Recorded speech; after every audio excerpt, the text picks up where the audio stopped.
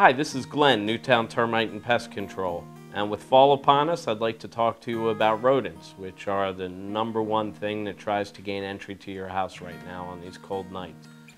This is the ideal time of year to do an inspection for any points of entry that rodents may look for.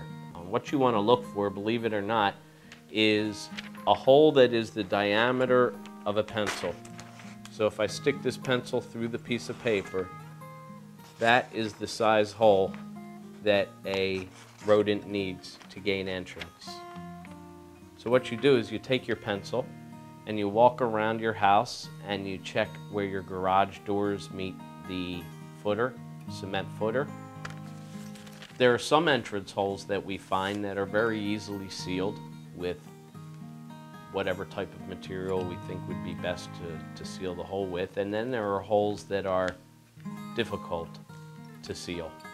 So in those cases, sometimes it's a matter of control every fall, getting set so they can't get past the garage, the interior of the garage. You want to check any utilities that are coming into your house, cable, telephone, heating and air conditioning, and look for any cracks in mortar if you have any type of brick fascia.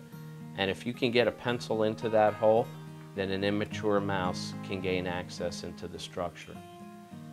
Mice are very reproductive, and if they have a lot of harborage, which means places to hide, and if they have a lot of food, say a forgotten bag of birdseed in the back of a garage, then the infestation could get quite large.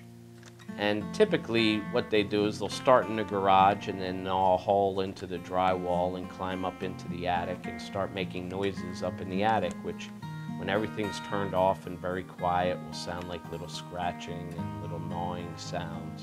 And these typically are mice. You can also find evidence of mice through their droppings, which they will leave along the sides of the walls and in the corners of the garage. Once they gain entrance, they could leave droppings underneath the sink or in the silverware drawer or behind the refrigerator. These are all places where mice will set up a 20-foot territory in any direction, and they will use that territory constantly without using sight, which is very poor. With muscle memory, they'll memorize 20 steps this way, 20 steps that way, and they will walk in the same territory while they are inside your home. So have us come out, we'll evaluate what we think the population is. We will discuss with you the multiple ways we have of ridding the structure of mice, and whichever way suits you best, we will get started and take care of it and make your home rodent-free.